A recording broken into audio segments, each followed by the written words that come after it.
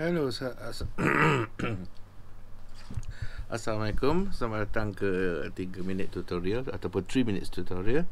Hari ini saya nak bercakap tentang apa yang perlu kita lakukan sebelum membaca.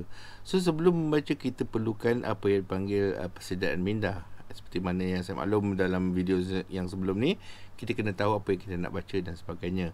So bagus kalau kita skim dia panggil skim read, ataupun kita flip topik-topik yang ada, supaya kita tahu apa yang kita akan expect.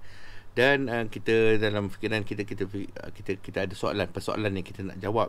Dengan itu ia lebih berkesan, lebih efektif, ya, daripada kita membaca tanpa kita tahu apa yang kita baca. Dan pertama sekali, yang kita buat yang pertama tu adalah untuk mendapatkan maklumat, ya, maklumat awal, contohnya topik apa, subtopik apa dan sebagainya. Dan seterusnya, apabila contohnya dalam subjek accounting kita ni, kita akan cuba untuk menjawab soalan-soalan yang khusus lah. Contoh, kalau kita membaca tentang accounting equation, kita nak tahu apa itu asset, liability, equity dan apa equation dia.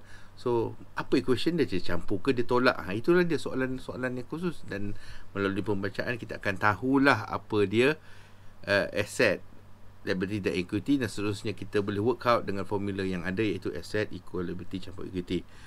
Nombor 3, kita menilai apa yang kita baca. Kita menilai, biasanya kita buat nota, mind map. Yang bagusnya kita buat mind map.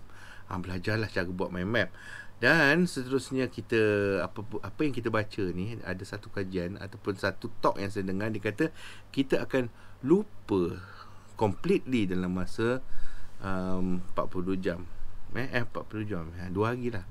So sebelum 2 hari tu, baik kita ulang kaji. Kita ulang kaji bukan bermaksud kalau kita sebelum ni baca 10 minit, kita baca lagi 10 minit, tak. Kalau kita dah buat nota, kita baca nota tu. Sebab daripada nota tu kita akan cuba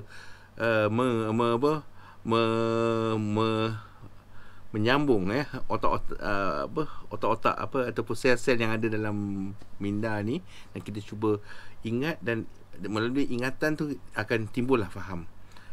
Dan akhir sekali yang perlu kita buat adalah kita berdoa kepada Allah lah, supaya ilmu ni tak hilang dan ilmu ini akan bermanfaat.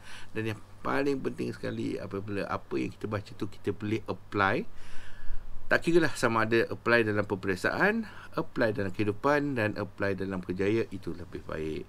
Itulah dia 3 minutes tutorial ataupun idea ataupun cut. Itu saja untuk hari ini. Jumpa lagi dalam video yang akan datang. Bye.